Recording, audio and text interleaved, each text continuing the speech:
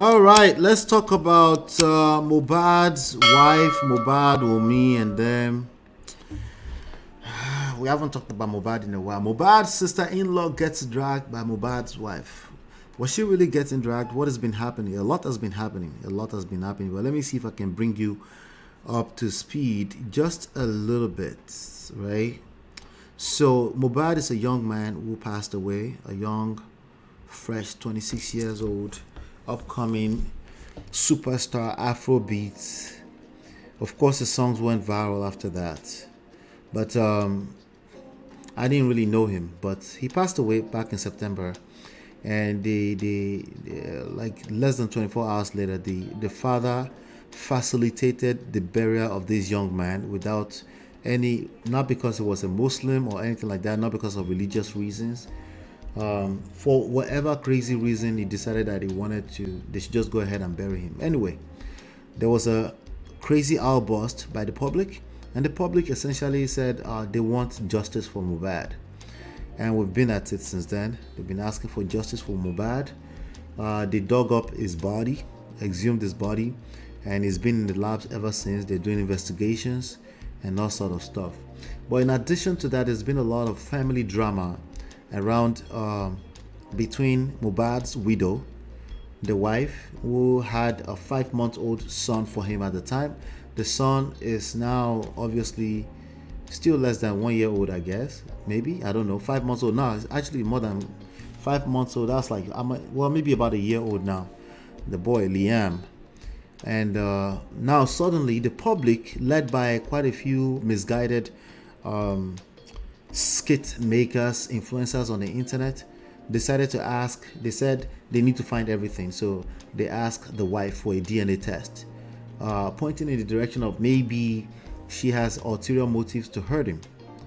For 2 years before this young man passed away, there was a lot of outcry out of his camp, by him in particular, asking for people to help him because he said people were after his life. So he had all kind of drama with his label boss Naira Marley and some other thug boss at the label, a friend of the label boss, Sam Larry. So I'm just bringing you up to speed. So they're still asking for DNA tests, but now I guess the sister-in-law is losing patience, and that's the lesson I want us to extract out of this. The sister-in-law is talking, doing a lot of talking. All right. So now Mohbad's father has been moving, with all due respect, moving mad. Okay. Dragging the legacy of his son in the name of he just wants DNA test. Now, right now, Nigerian men, or I should say modern men, but particularly Nigerian men, they're going mad with this DNA thing. They're obsessed with it. They think DNA is the answer to everything. And unfortunately, it's not. It's just a lab test to tell you if you are biologically the father of a person or not. That's all it's going to tell you. And it's basically useless if there was no question about paternity in the first place. If there's no questions, if the court is not ordering for a paternity test because there's a question that needed to be answered, for example, if they see any probable reason to consider the wife as a higher level of what do you call it, suspect, right? You know, they're automatically suspects anyway because she's a wife and she was there around the time. Automatically suspect. But unless they get to that point, you're not just going to just ask for DNA. And that Nigerian men think they can just ask for DNA, and a lot of Nigerian women, because women tend to multiply what we say, are now running with that and say, what are you hiding? Like, it's not about hiding. The question did not come up yet. You're dragging the widow for DNA test when the question has not come up. And if you think the question should come up, you file a petition, have a court order. So the girl is even saying, I don't mind a DNA test if you get me a court order. I'm not releasing my baby to you because you just want to be mad. And I support her with that. It doesn't make any sense. Nobody's asking that the DNA test should not be done. But why? And do you have a proper court order for that? Considering that safety first in everything, right? Especially if you're moving mad, how can they trust you with somebody else's child when you've already proven in so many ways that you might not even care as much about this child? and the mother is doing everything she can do in her power to protect it. Could she be guilty of paternity fraud? Yes. And what is the relationship between that and your own concern, or this matter, or trying? There's nothing yet. Nothing has been established yet. And I said, you notice I keep saying yet. Until then, you're just gonna have to rest. But of course, that's frustrating the hell out of that young lady, and even the family are moving mad. Now the sister-in-law is talking out of her ass when she was not sent. So if you look at this video right here, it says alleged infection, Mohbad's widow knocks her elder sister. Okay, but first of all, what happened? Before I read this, what happened? Look at this video. Shongbo, at this point, all right, so I can only hear one side. Hopefully you can hear it. She said Joseph, I think that's the father of Mohbad. She's saying that you go shalaye, you go explain tired, basically, because he kept asking for DNA tests, and he's claiming that is for the Nigerian people, which doesn't make any sense. You should be protecting your child, your grandchildren from the Nigerian people precisely. Okay, but let's go. Oh no, but he just wants the truth. No, he's just a liar, just like you, if that's how you feel. Yes, I said it. If that's the side you're thinking on, you're a liar. That's not what's going on here. That's not what's going on. There's more to what's going on. It's either, it can be ignorance. Granted, it could be complete ignorance. You don't know what you're talking about. But the way court cases happen is that they don't just say, hey, go and do all the tests in the labs just because we want to know. It's iterations based off of what question is being asked, and then it needs to be answered.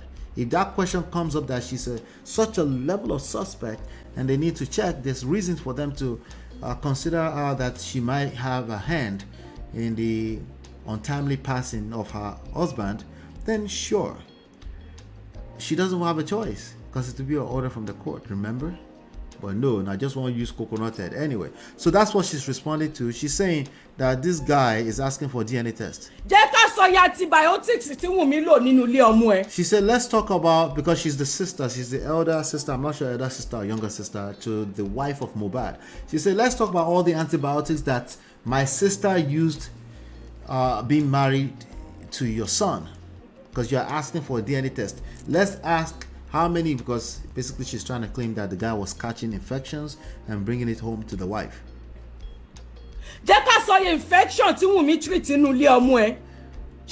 She said, let's talk about all the number of infections that Wumi, the wife, the widow, treated while she was married to your son.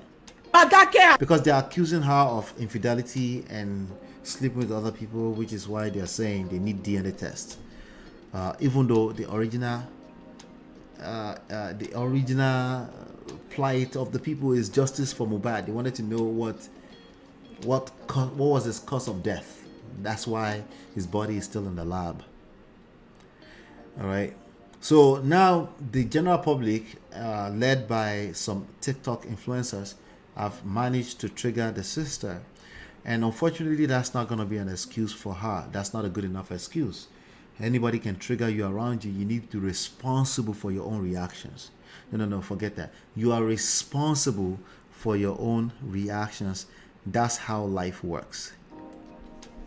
You don't get to say somebody made you do it. She jumped on the internet and started talking about her sister's marriage to a man who had just recently passed away.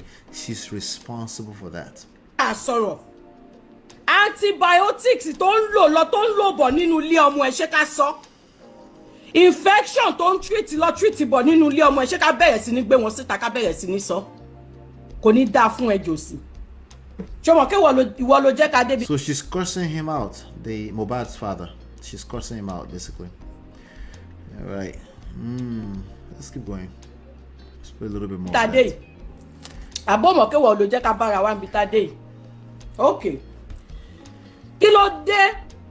Láti 7 months ago ń pariwo de. She said for 7 months you've been making noise about this girl. Ọkà lọ́mọ tó jọ ọmọ ẹ ló jàbá lé ẹ̀.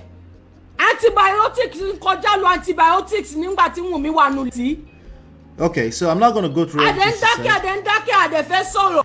The bottom line is that if your sister, your sibling, your family member is going through something in their marriage, they may not be wise enough to know not to bring their very intimate details to you.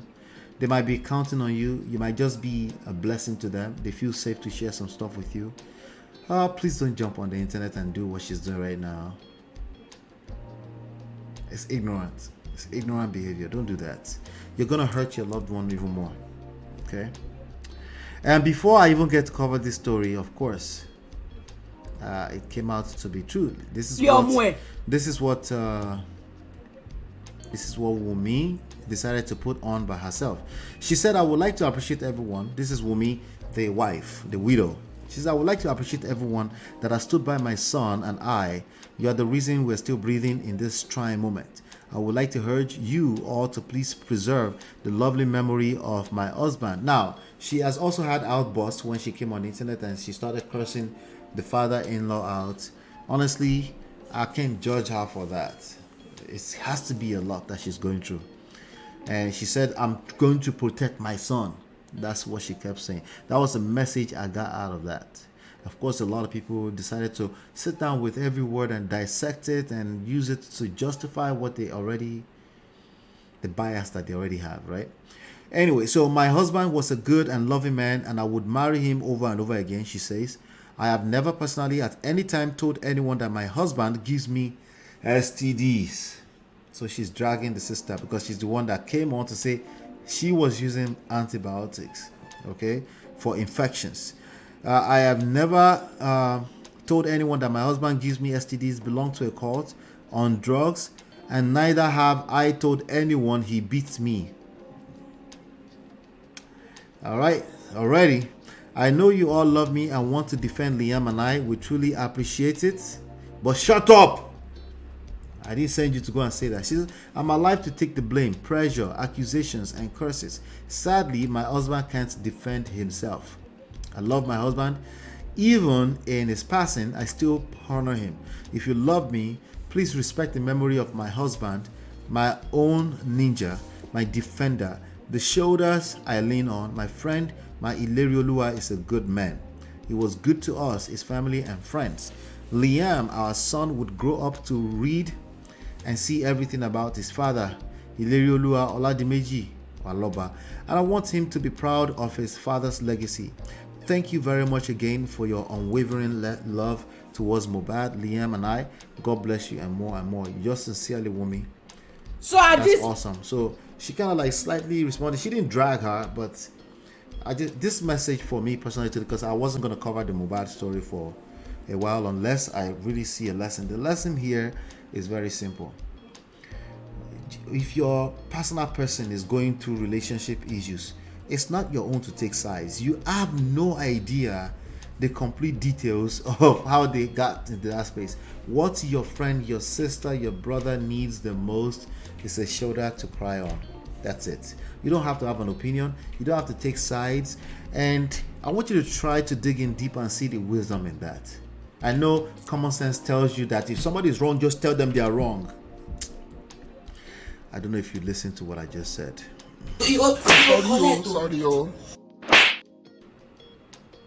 If somebody is wrong, if they're an adult, typically they know they're wrong. You're not going to be the first to tell them.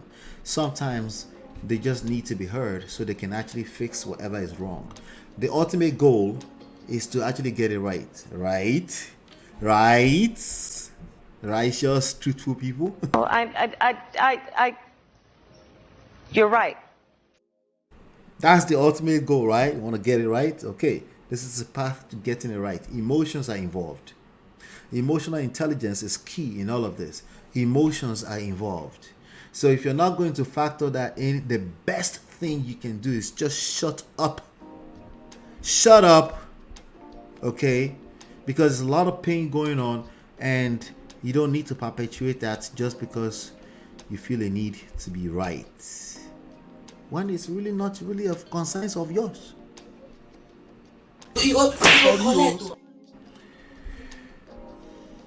Okay? If you're that right, you're already right. You shouldn't need to sell the righteousness. You're right. Sometimes what your loved one really needs from you is just a shoulder to lean on, to cry on while they walk through the process. This could be your wife, could be your brother, could be your husband, could be your sister, your boyfriend, your son. Sometimes just, majority of the time, just shut up, okay? Your communication skills is mostly non-verbal. Effective communication is mostly non-verbal. I know you never heard that before. You thought it's just talking and conversations. No, it's not, okay?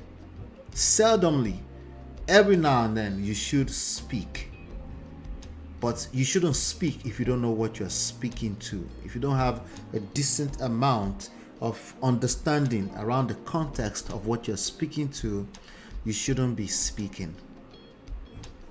All right, so hopefully you got something out of that. I really want you to think about it deeply. You want to get it right, then let's get it right. There's a process. You're not just going to do it now because you want to talk bluntly. Again, effective communication might just be a theme today. Do me a favor, hit the like button, share, subscribe, turn up your notifications so you are notified whenever we go live. And I'll be back in no time.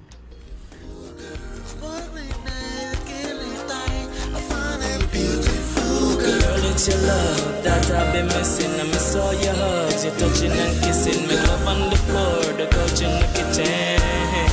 One love enough, we done enough.